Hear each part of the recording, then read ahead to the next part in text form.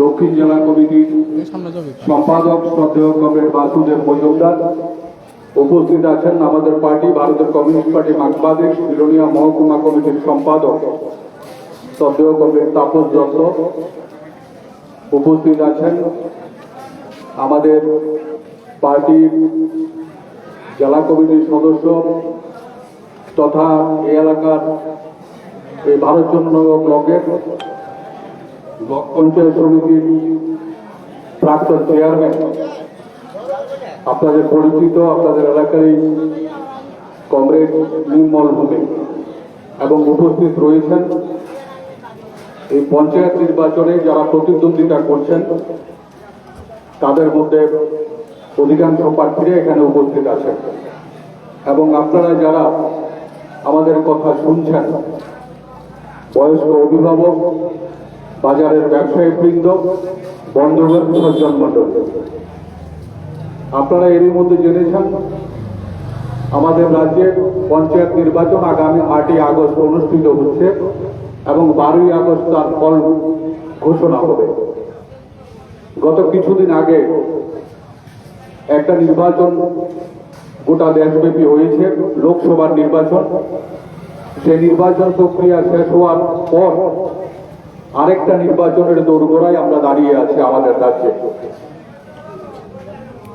গোটা দেশের যে নির্বাচন হয়ে গেল, সেই নির্বাচনে বিজেপি নেতৃত্বে এনডিএ জোট, যদিও বা এনডিএ জোটের নাম প্রথমত তারা উচ্চারণ করতো না, বিজেপির নামও উচ্চারণ করা ছেড়ে দিয়েছিল।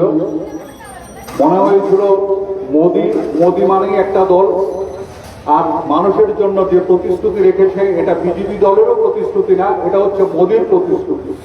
শেষে এটা বলতে বলতে আমরা এটাও শুনতে হয়েছিল যে মোদির গ্যারেন্টি, ওনারা যদি ক্ষমতায় আসতে পারেন এই কাজগুলি করবেন, এটা মোদির গ্যারেন্টি হিসেবে মানুষের সামনে হাজির করেছে। তারা বলেছিল যে 400-এর বেশি আসন নিয়ে তারা দেশের সরকার তৈরি করবে, কিন্তু দেশ পরিচালনার যে অভিজ্ঞতা আমাদের দেশের মানুষের সামনে হয়েছে, মানুষ এবার এটাকে ভালোভাবে নেননি। গোটা দেশের তাদের ভোট কমেছে, আসন কমেছে। যে সমস্ত রাজ্যে তারা শক্তিশালী ছিল আসনের নিরিখে, সে সমস্ত রাজ্যে আসন সংখ্যা দারুণভাবে কমে গেছে। সুতরাং গোটা দেশের মানুষ বিজেপির নেতৃত্বে সরকার চলুক এটা মনের দিক থেকে চায়নি। রেজাল্ট যা বেরিয়ে এলো, ফলাফল যা বেরিয়ে এলো, সে জায়গায় বিজেপি এককভাবে নিরঙ্কুশ সংখ্যাগরিষ্ঠতা পেল না, তার থেকে অনেক দূরে। তখন এনডিএ জোটের নাম বারবার উচ্চারণ করতে তারা বাধ্য হলো। শুধু তাই না, সরকার তৈরি করবার জন্য এক সময় এনডিএ জোটে ছিল, তারা ছেড়ে চলে গিয়েছিল, এই ধরনের লোকদের সঙ্গে পরামর্শ করে তাদের সমর্থন নিয়ে সরকারটা তৈরি করতে বাধ্য হলো। অর্থাৎ সরকারটা এখন দুটো ভাঙা পায়ার উপরে দাঁড়িয়ে আছে, যে কোনো সময় সরকারের বিপত্তি ঘটতে পারে। এই হচ্ছে গোটা দেশের লোকসভা নির্বাচন এবং তার পরবর্তী অবস্থা। এই নিরিখে দাঁড়িয়ে আমাদের রাজ্যের পঞ্চায়েত নির্বাচনের সামনে আমরা দাঁড়িয়ে আছি। কি অভিজ্ঞতা আপনাদের আমি জানি না। কাউকে যদি ব্যক্তিগতভাবে কেউ প্রশ্ন করে আপনি কি ভালো আছেন, উত্তর এক বাক্যেই উনি বলবেন না, ভালো নেই। নির্বাচন এসছে, এ রাজ্যের ইতিহাস হচ্ছে উৎসবের মেজাজে মানুষ ভোট দিতেন, ভোট কেন্দ্রে যেতেন, সব দলের বুথ অফিস থাকতো, সব দলের মিছিল মিটিং হতো, সভা সমাবেশ হতো, কেউ কাউকে বাধা দিত না। এই ছিল এই রাজ্যের পরম্পরা। কিন্তু 18 সালে বিজেপির নেতৃত্বে সরকার তৈরি হওয়ার পর এই পরম্পরা নষ্ট হয়ে গেছে। এখন আর বিভিন্ন দলের সভা সমিতির কথা আপনারা শুনতে পান না। নির্বাচন এলে পরে এক দলেই সভা করবে, এক দলেই কথা বলবে, এক দলেই নির্বাচনী প্রচার করবে, অন্য দলের সেই অধিকার কেড়ে নেওয়া হয়েছে। শুধু কি তাই, করতে করতে আমরা দেখলাম আমাদের রাজ্যের মধ্যে পঞ্চায়েত নির্বাচন এসছে। আমাদের রাজ্যের বিভিন্ন ব্লকে সিপিআইএম এর নেতৃত্বে, বামফ্রন্টের নেতৃত্বে প্রার্থীরা মনোনয়ন পত্র জমা দিতে যাবেন, সেই অধিকার তাদের নেই। পুলিশের পারমিশন নিয়ে মনোনয়ন পত্র জমা দিতে গেলে সেখানেও ইটপাটকেল খেতে হচ্ছে, সেখানেও মাথা ফাটছে। আপনারা নিশ্চয়ই শুনেছেন, এরই মধ্যে দুঃখের সঙ্গে বলতে হয় আমাদের বিলোনিয়া মহকুমার এই রাজনগর ব্লকে 4 নম্বর আসনে, সেই আসনের একজন প্রার্থী গত 11 তারিখে দক্ষিণ জেলা পরিষদের 4 নম্বর আসন, সেই আসনে প্রতিদ্বন্দ্বিতা করবার জন্য 11 তারিখ মনোনয়ন পত্র জমা দিয়েছেন জেলা অফিসে। 12 তারিখ রাজনগর ব্লকে মনোনয়ন দেওয়ার জন্য পঞ্চায়েত সমিতি এবং বিভিন্ন পঞ্চায়েতের মধ্যে প্রার্থীদের নিয়ে যখন আমরা রওনা হলাম, সেই জায়গায় বাধাপ্রাপ্ত হলাম। পুলিশের সামনে ইট পাটকেল বোতল ছোড়া হলো। আমাদের মধ্যে 11 থেকে 12 জন মহিলা পুরুষ সে জায়গায় আহত হলেন, মারাত্মকভাবে আহত হলেন। পুলিশ নির্লিপ্ত ভূমিকা পালন করেছে, কোনো ব্যবস্থা সে জায়গায় নিল না। সেখান থেকে আমরা ফিরে রাস্তায় অবরোধে বসলাম। রাস্তা অবরোধ শেষে যখন মনোনয়ন দেওয়ার মতো পরিস্থিতি ছিল না, আমরা ফিরে এলাম। প্রশাসনকে জানানো হলো, ডিএমকে জানানো হলো, এসপিকে জানানো হলো, রাজ্যের সর্বোচ্চ অফিসারকে জানানো হলো, নির্বাচন কমিশনের কাছে বার্তা গেল, কিন্তু না, আমরা মনোনয়ন পত্র জমা দিতে পারলাম না। গত 12 তারিখে, সেই 12 তারিখ থেকে 18 তারিখ অব্দি, 18 তারিখ মনোনয়নের শেষ দিন, প্রতিদিন রাজনগর বাজারে বিজেপির নেতৃত্বে সমাজদ্রোহীরা এসে জড়ো হয়ে থাকতো। সিপিআইএম এর কোন সমর্থক দরদি অন্যান্য কাজে এলে পরেও রাজনগরের উপর দিয়ে তাদেরকে নামিয়ে সে জায়গায় তাদেরকে ধমকানো হয়েছে 18 তারিখ অব্দি যাতে রাজনগরের উপর দিয়ে না যায়। আশঙ্কা হচ্ছে এটাই যে সিপিআইএম এর প্রার্থীরা যাতে কোনোভাবেই মনোনয়ন জমা দিতে না পারে, আর যদি মনোনয়ন জমা দিতে পারে তাহলে পরে মানুষের যা মনোভাব, গোটা দেশের মানুষ যে মনোভাব দেখিয়েছেন সেটা কিন্তু আমাদের এলাকায়ও বিরাজ করছে। সুতরাং ফল কি হতে পারে এটা আগাম টের পেয়ে এই কারণে প্রার্থীদেরকে প্রার্থী যাতে না হতে পারে সে ব্যবস্থা করা হয়েছিল। 12 তারিখ সেই মনোনয়নে আমাদের জেলা পরিষদের 4 নং আসনে 11 তারিখ যিনি প্রার্থী দিয়েছিলেন তার নাম হচ্ছে বাদল শীল, বয়স তার 51 বছর, বিয়ে করেছেন, তার স্ত্রী আছে, তার মেয়ে MA করছে। তো সেই ছেলেটা 12 তারিখও আমাদের সঙ্গে মনোনয়ন পত্র জমা দেওয়ার কাজে সাহায্য করবার জন্য এসেছিলেন, পার্টির দায়িত্বে ছিলেন তিনি। তারপরে উনি ফিরে গেলেন বাড়িতে। উনিও ইটের আঘাত খেয়েছেন, বোতলের আঘাত খেয়েছেন। বাড়ি থেকে উনি চোট্টাখোলা বাজারে এলেন ওষুধ দেওয়ার জন্য, মেয়েকে সাথে নিয়ে এলেন। বাজারে আসবার পর পরিকল্পনা মাফিক তার উপর আঘাত হানা শুরু হলো। দা দিয়ে, লাঠি দিয়ে তার মাথাটাকে ফেটলে দেওয়া হয়েছে। সে মুমূর্ষু অবস্থায় রাস্তায় পড়ে আছে। কারোর সাহস হলো না। তারা এমন আতঙ্কজনক পরিস্থিতি তৈরি করে রেখেছে যে সামনে এসে বাদল শেখকে উদ্ধার করবে। পুলিশে খবর গেল, পুলিশ এলো, পুলিশ এসে তার মেয়ের সাহায্যে তাকে চোট্টাখোলা হাসপাতালে নিয়ে যাওয়া হলো। সেখান থেকে শান্তিবাজার হাসপাতাল থেকে জিবি হাসপাতাল সর্বোচ্চ চেষ্টা করা হলো। তারপরে 13 তারিখ 2:40 তার জীবন দ্বীপ নিভে গেল। এই খবর ছড়িয়ে পড়তে গোটা এলাকায় একটা শোকের ছায়া নেমে এসেছে। কি অপরাধ ছিল তার? পঞ্চায়েত নির্বাচন, সেখানে প্রতিদ্বন্দ্বিতা করবার জন্য প্রার্থী দিয়েছে, সিপিআইএম এর হয়ে প্রতিদ্বন্দ্বিতা করবে, এটাই কি তার অপরাধ? এর জন্য তাকে খুন হতে হলো, এর জন্য তার একটা সামাজিক প্রিয় কন্যা, তার বাবাকে হারাতে হলো, তার স্ত্রী অসহায়া স্ত্রী, তার স্বামীকে হারাতে হলো, তার বৃদ্ধ পিতামাতা 70 বছর বয়সের উপরে এখনো বেঁচে আছেন, সে বৃদ্ধ পিতামাতা তার সন্তানকে হারাতে হলো। এই কি রাজনৈতিক সংস্কৃতি?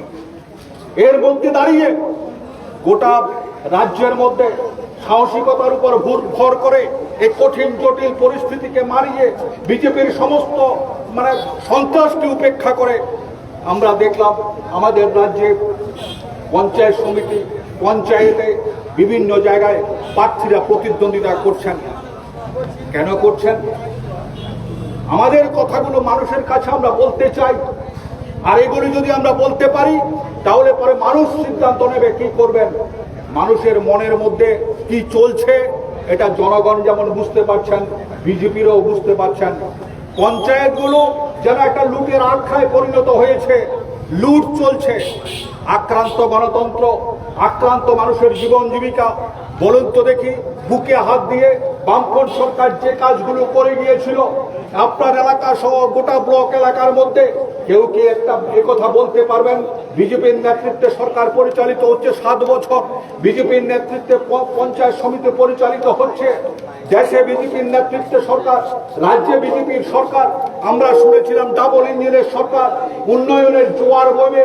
কেউ কি কথা বুকে হাত দিয়ে বলতে পারবেন এই 7 বছরে নতুন এমন কোনো কাজ হয়েছে, নতুন এমন কোনো রাস্তা হয়েছে, নতুন এমন কোনো জল কলের ব্যবস্থা হয়েছে, নতুন কোনো বিল্ডিং হয়েছে, এমন কোনো উদাহরণ এই 7 বছরে কেউ কে দাঁড়িয়ে এই কথা বলতে পারবেন?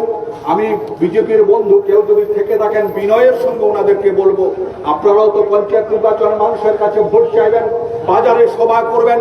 আপনারা বলুন তো গত 5 বছরে কি উন্নয়নের কাজ করেছেন উত্তর ভারতচন্দ্রনগর পঞ্চায়েতের মধ্যে, কি ভারতচন্দ্রনগর পঞ্চায়েত সমিতির মধ্যে, তার একটা হিসাব তো আপনারা বছরের শেষে মানুষের সামনে তুলে ধরেন না।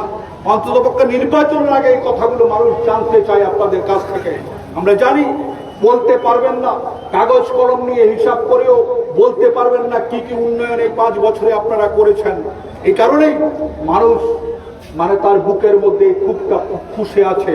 শুধুমাত্র গণতান্ত্রিক পরিবেশ পরিস্থিতি বজায় রেখে যদি নির্বাচনে মানুষ ভোট দিতে পারে, এর রায় কোন দিকে যাবে সেই আশঙ্কা থেকে এই সিপিআইএমকে মিছিল করতে দেবে না, অন্যান্য রাজনৈতিক দলকে মিছিল করতে দেবে না, তার কথা মানুষের সামনে বলতে দেওয়া হবে না।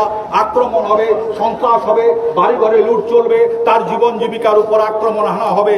এটা তো বেশি দিন চলা যায় না, চলে না, ইতিহাস এটা বলে না। এইভাবে স্বৈর শাসন চালিয়ে মানুষের কণ্ঠকে কখনো বেশি দিন রুদ্ধ করে রাখা যায় না। তাই আমি কথা না বাড়িয়ে যে কথা বলতে চাইছিলাম, যে গোটা দেশ আজকে আক্রান্ত, অর্থনীতি ভেঙে পড়েছে, আক্রান্ত গণতন্ত্র, কর্মসংস্থান নেই, নতুন করে কাজ দেওয়ার কোনো পরিকল্পনাও তাদের নেই, জিনিসপত্রের দাম আকাশ ছোঁয়া। আপনাদের জীবনের অভিজ্ঞতায় দেখছেন, আলু থেকে পেঁয়াজ, গ্যাস থেকে পেট্রোল, কোন জিনিসের দাম আজকে আকাশ ছোঁয়া না বলতে পারেন। আপনার রোজগার আগে যা ছিল তার থেকে রোজগার বাড়েনি, কিন্তু জিনিসপত্রের দাম বেড়ে গেছে। কি করে সংসার প্রতিপালন করবেন মানুষ? এহেন পরিস্থিতির মধ্যে দাঁড়িয়ে মানুষ সিদ্ধান্ত নিয়েছেন, এবারের লোকসভা নির্বাচনে তার প্রমাণ দিয়েছেন ভোটের বাক্সে। হ্যাঁ, সরকার তৈরি হয়েছে, এই সরকার নরবরে সরকার। মানুষ বুঝিয়ে দিয়েছেন যে না, স্বৈরতন্ত্র বেশি দিন চলতে দেওয়া যায় না, চলতে পারে না। সুতরাং আমাদের রাজ্যেও মানুষ যে খুব পুষে রেখেছেন তার জীবনের অভিজ্ঞতায়, রাজনৈতিক দল অনেক দেখেছেন, এখানে যারা বয়স্ক অভিভাবকরা আছেন আপনারাও অনেক রাজনৈতিক দলের অভিজ্ঞতা আপনাদের আছে, বিভিন্ন নির্বাচন করার অভিজ্ঞতা আপনাদের আছে। সেই অভিজ্ঞতার নিরিখে মানুষ তার সম্মান, ইজ্জত, তার এগুলিকে রক্ষা করবার জন্য নিশ্চিতভাবে পঞ্চায়েত নির্বাচনে যদি সুষ্ঠুভাবে ভোটের পরিস্থিতি তৈরি হয়, যদি সুষ্ঠুভাবে মানুষ তার রায় প্রদান করতে পারে ভোট কেন্দ্রে গিয়ে, এবং গণনা পর্যন্ত যদি সে পরিবেশ বজায় থাকে, তাহলে পরে কি হতে পারে এটা অন্য কেউ না বুঝুক, বিজেপি তারা কিন্তু বুঝে। এই কারণেই এত আক্রমণ, এত সন্ত্রাস। তাই আমি যে কথাটা বলতে চাইছিলাম, আগামী দিনে নিশ্চিতভাবে তাদের কেন্দ্রের সরকার, রাজ্য সরকার, উত্তর ভারতচন্দ্রনগর পঞ্চায়েত সমিতি, সেই জায়গায় বামপন্থীরা ভোট চাইছে, তারা জিততে পারলে খুব বেশি কিছু করতে পারবে এই দাবি আমরা রাখবো না। কিন্তু মানুষের মনের মধ্যে যে বিষোদ্গার চলছে, যে বিজেপি নেতৃত্বে পরিচালিত স্থানীয় সংস্থাগুলো যে লুটের রাজনীতি চালিয়ে যাচ্ছে, যে দুর্নীতি হচ্ছে, এই দুর্নীতি নিয়ে তাদের নিজেদের মধ্যে যে ঝগড়া ঝামেলা, বিভিন্ন সময় বিভিন্ন কিছু শোনা যাচ্ছে, এই বিষয়গুলো থেকে যদি নিস্তার পেতে হয়, আপনার এলাকার উন্নয়নের প্রশ্নে যদি কোনো ভালো প্রার্থীকে চয়ন করতে পারেন, তাহলে পরেই আপনার এলাকার উন্নয়নটা নিশ্চিত হবে। অন্ততপক্ষে এতটুকু গ্যারেন্টি তৈরি করতে পারবেন যে আপনার জন্য যে টাকা সরকার পাঠাচ্ছে সেই টাকা অন্ততপক্ষে লুট হয়ে যাবে না, উন্নয়ন নামের টাকা লুট হয়ে যাবে না, এই গ্যারেন্টি অন্ততপক্ষে বামপন্থীরা দিতে পারে বলেই বামপন্থীদের বিরুদ্ধে অর্থনৈতিক কোনো অভিযোগ কেউ আনতে পারে না। তাই এই বিষয়টার কথা মাথায় রেখেই আমরা আমাদের এই উত্তর ভারতচন্দ্রনগর এলাকায়, ভারতচন্দ্রনগর পঞ্চায়েত সমিতি এলাকায় এবং দক্ষিণ জেলায় যে জেলা সমিতির প্রার্থী, জেলা পরিষদের প্রার্থী আছে, সে প্রার্থীদেরকে ভোট দিয়ে আবারও প্রমাণ করার একটা সুযোগ আপনাদের সামনে তৈরি হয়েছে যে না, আমরা অন্যায়ের পক্ষে না, আমরা অগণতান্ত্রিক ব্যবস্থার পক্ষে না, আমরা গণতন্ত্র ফিরিয়ে আনতে চাই, আমরা শান্তির পক্ষে, আমরা সম্প্রীতির পক্ষে, আমরা উন্নয়নের পক্ষে। এই আবেদনটুকু আপনাদের কাছে রেখে সে রায় প্রদান করবার জন্য সাহসিকতার সঙ্গে এগিয়ে আসুন, আমাদের সহমত দিন, এলাকায় বামপন্থীদেরকে প্রার্থীদেরকে ভোট দিয়ে জয়যুক্ত করবার জন্য আবেদন করুন মানুষদের কাছে, এবং একটা সুষ্ঠু পরিবেশের মধ্যে যাতে ভোটটা হয় সে ব্যবস্থা তৈরি করবার জন্য আপনারাই দায়িত্ব নেবেন। আপনারাই পারেন, মানুষই পারে, সন্ত্রাস শেষ কথা বলে না, মানুষই শেষ কথা বলে, এটাই প্রমাণিত, এটাই ইতিহাস প্রমাণ করেছে। সুতরাং সেদিক থেকে এই দায়িত্ব আপনারা নেবেন। এই কথাগুলো আবারও বলে আমি বয়স্ক অভিভাবক যারা আছেন তাদেরকে আবারও নমস্কার জানিয়ে, বন্ধুমহল যারা আছেন তাদেরকে শুভেচ্ছা জানিয়ে আমি আমার কথা বলা শেষ করছি। আমাদের প্রার্থীদেরকে বিপুল ভোটে জয়ী করার জন্য আপনারাও ভূমিকা নেবেন, আপনারাও এগিয়ে আসবেন, এই প্রত্যাশা ব্যক্ত করে আমি আমার কথা বলা শেষ করলাম। ইনকিলাব জিন্দাবাদ, সিপিআইএম জিন্দাবাদ, বামফ্রন্ট জিন্দাবাদ।